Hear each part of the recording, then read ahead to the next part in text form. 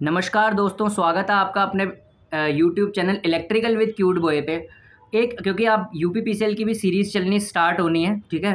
क्योंकि बच्चों की बड़ी डिमांड है यूपीपीसीएल की सीरीज़ को कंटिन्यू रख भाई, यूपीपीसीएल पे वीडियो लाने अब शुरू कर, क्योंकि अब वैकेंसी आने वाली है, ठीक है। तो जितने भी लड़के हैं वो मेरा चैनल सब्सक्राइब कर लें, ठीक है। 728 सब्सक्राइबर मेरे हो गए हैं, ठीक है। तो अब ग्रो ही करते जाएंगे, ठीक है, क्योंकि मैंने नेगेटिव बंदों को हटा दिया है, ठीक है। अब सिर्फ पॉजिटिव बंदे रह गए हैं, तो अब ये ग्रो करता ही जाएगा, ठीक है चैनल, ठीक है। तो जो भी नया लड़का देख रहा है यूट्यूब चैनल सब्सक्राइब कर ले, अगर वो यूपीपीसीएल की प्रिपरेशन कर रहा है, पावर ग्रिड की कर रहा है या एसएससी जेई की कर रहा है। आज का इंपॉर्टेंट टॉपिक है, सबके दिल में एक सवाल उठता है, क्या यूपीपीसीएल में लक मैटर करता है। यूट्यूब पे वीडियो ही नहीं है इसके रिगार्डिंग कोई, ठीक है। क्या यूपीपीसीएल जेई लक से बना जाता है या हार्डवर्क से बना जाता है, दोनों के कम्बिनेशन से बना जाता है? बहुत बड़ा सवाल, ठीक है। एक किसी ने कमेंट करके भी पूछा है मेरे से, ठीक है। कोई राहुल नाम का लड़का है, राहुल शर्मा है, पता नहीं क्या है। उसने बोला है कि सर क्या यूपीपीसीएल जेई में लक मैटर करता है या नहीं, या सिर्फ हार्ड वर्क से काम चल जाएगा, या सिर्फ मैं थोड़ा सा पढ़ के जाऊं और मैं किसी ऐसी शिफ्ट में बैठ जाऊं कि जिसमें मेरे पढ़े हुए सब्जेक्ट आए तो क्या मैं निकल सकता हूं? Answer is yes. UPPCL JE पूरे हिंदुस्तान के जेईओ में से एक अकेला एग्ज़ाम है भैया जिसमें लक मैटर करता ही करता है।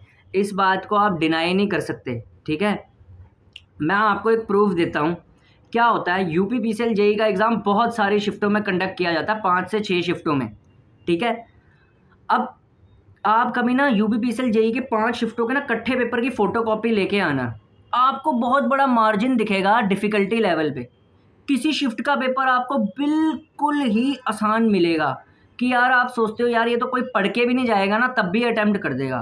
किसी शिफ्ट का आपको एक्सट्रीमली हाई लेवल का पेपर मिलेगा। किसी शिफ्ट में आपको सारे के सारे क्वेश्चन कोर सब्जेक्ट से ही मिलेंगे। किसी शिफ्ट में आपको क्वेश्चन बिल्कुल जो नए कीड़े मकोड़े वाले सब्जेक्ट होते हैं, PLC, SCADA, micro processor, micro controller, उसी से भरा पड़ा होगा। कोई शिफ्ट में जो पेपर होएगा वो आधा कोर और आधा नॉन कोर सब्जेक्ट से होएगा, ठीक है। किसी पेपर में आपको सिर्फ और सिर्फ कोर देखने को मिलेगा, ठीक है। किसी पेपर में आपको मैथमेटिक्स ज़्यादा देखने को मिलेगी, किसी पेपर में मैथमेटिक्स का क्वेश्चन ही नहीं होएगा। तो ये क्या चक्कर चल रहा होता है यार? तो यही तो लक है। ये शिफ्टों में पेपर का अदलाव बदलाव ही तो लक है, और क्या है। मेरे को एक बात बताओ, 2 बंदों का एग्जाम्पल लेता हूँ मैं।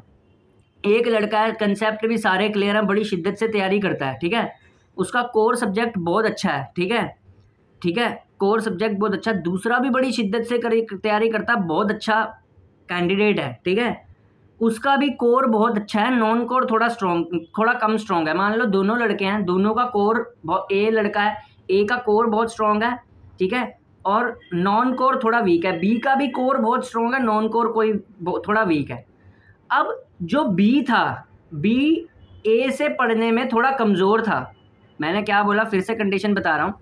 ये 2 लड़के हैं, इसका कोर मजबूत है, नॉन कोर स्ट्रॉन्ग है। इसका भी कोर मजबूत है, इसका कोर मजबूत है और नॉन कोर मजबूत नहीं है। इसका भी कोर मजबूत है और नॉन कोर मजबूत नहीं है, यानी दोनों की सिमिलर कैरेक्टरिस्टिक्स हैं।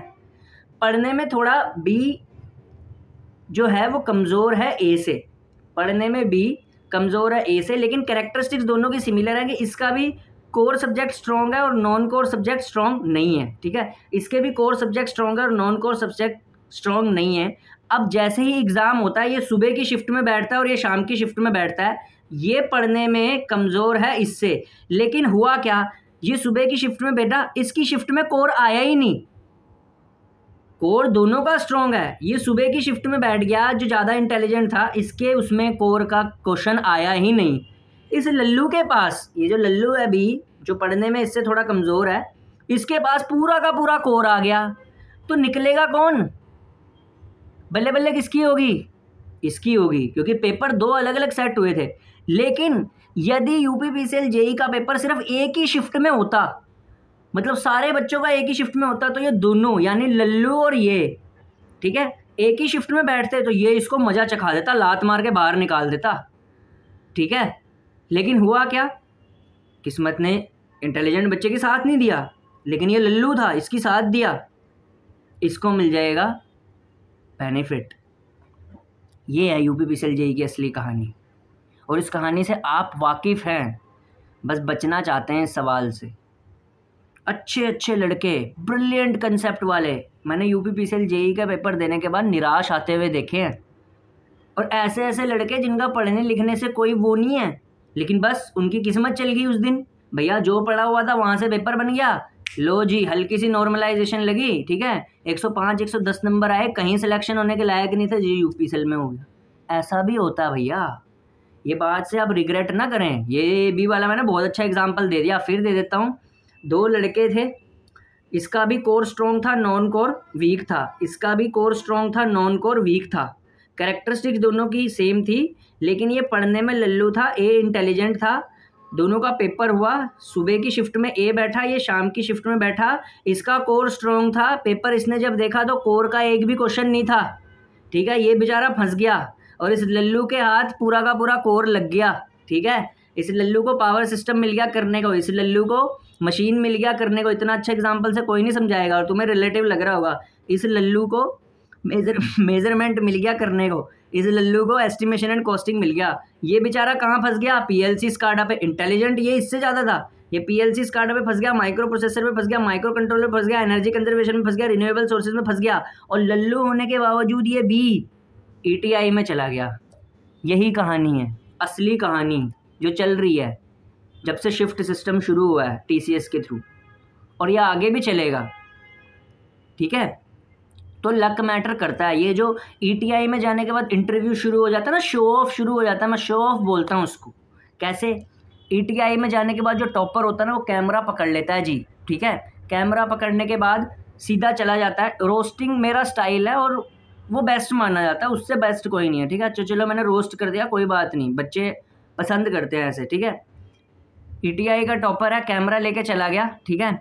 मतलब यूपीपीसीएल जेईई का टॉपर कैमरा लेके चला गया। वो कैमरा सबके ना मुंह पे लगाएगा, ठीक है, सबकी वीडियो शूट करेगा और उनसे स्ट्रेटजियाँ पूछेगा, ठीक है, बिना ये पूछे कि तू किस शिफ्ट में बैठा था। और उसके बाद वो लड़का आपको झूठी स्ट्रेटजी बताएगा। अब वो कैसे बताएगा लड़का? मान लो कोई यूपीपीसीएल जेईई बना, सिर्फ और सिर्फ 105 नंबर लेके बन गया, लेकिन उसके बाद उसके दुखड़े सोचना। सबसे पहले सर हमने क्या किया था, हमने सबसे पहले क्या किया, कोर का क्वेश्चन लगाया था। कोर का क्वेश्चन लगाए थे हमने दिन रात, हम सिर्फ 2 घंटे सोए थे, भले ही सिर्फ 4 घंटे पढ़ाओ, लेकिन झूठ बोल, हम 2 घंटे सोते थे रात को।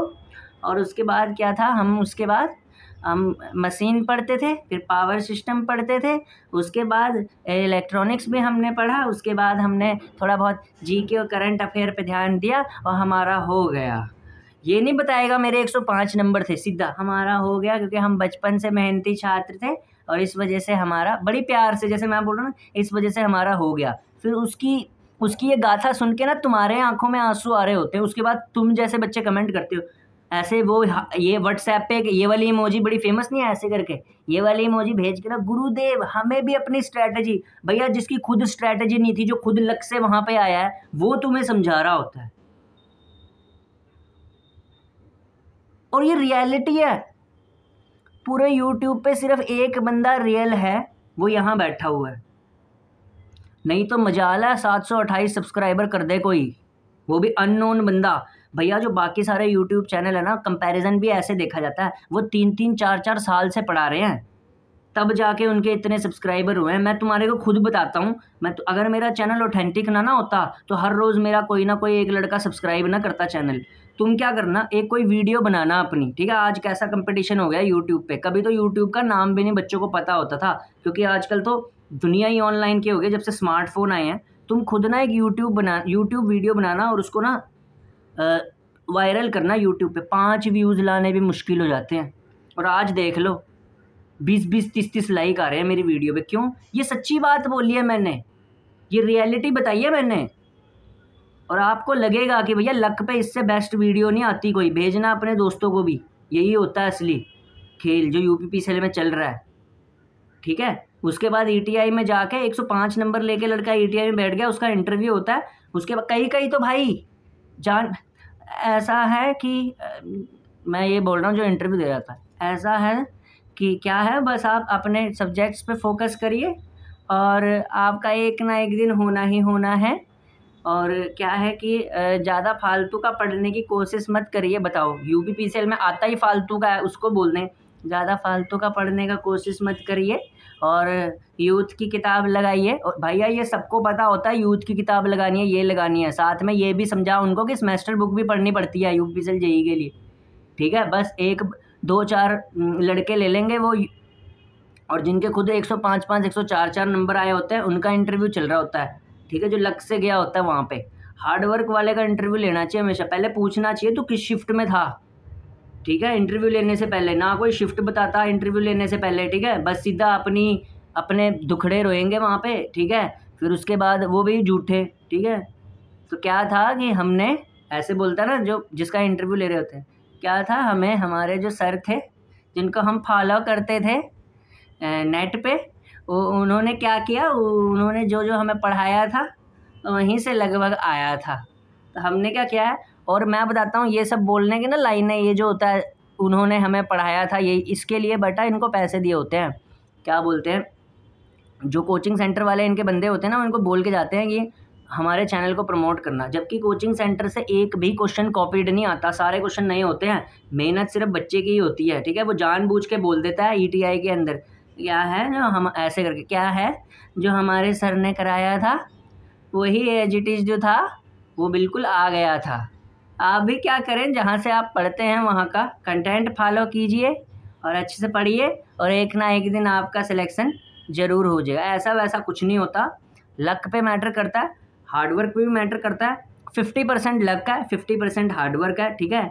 अगर आप कल को सिलेक्ट हुए और आपको ईटीआई में इंटरव्यू देने का मौका मिले, ठीक है, तो भैया इंटरव्यू ज़रा ठीक ढंग का देना, ठीक है। ये झूठी बातें फैलाने की ज़रूरत नहीं है, ठीक है, ठीक है। तो अच्छी बात बताइए, आप अपनी शिफ्ट भी बताइए आपकी, इतना मेरे को नॉर्मलाइजेशन मिला, इतना मेरा हुआ था, ठीक है। कोई उसकी बात नहीं करेगा, बस अल्टीमेटली सिलेक्शन हो जाएगा। मैं तो कई इंग्लिश भी भोगते हैं ईटीआई में, ठीक है, आती जाती होती नहीं। I was a very hard worker, so I have done a lot of hard work, ठीक है, एंड टेंस कहीं और जा रहा होता है, and this and then I tried my best and I am doing training in UPPCL electricity training institute, ठीक है। कच्ची पक्की अंग्रेज़ी बोल के ये सब नहीं चलता भैया, ठीक है। रियलिटी बताया करो कि कैसे आए हो, ठीक है। जिस दिन रियलिटी बताना शुरू कर दोगे बच्चों को भी सब कुछ समझ में आ जाएगा। तो मैंने आपको बता दिया 50% लक और 50% हार्डवर्क से ही यूपीपीसीएल जेईई क्लियर होता है, और यही सच्चाई थी। जो ईटीआई में जाके इंटरव्यू देके बता देते हैं ना, we have studied for 6 hours, we have studies for 9 hours, 10 कोई नहीं पढ़ा होता, लक चलता है, ठीक है। तो धन्यवाद।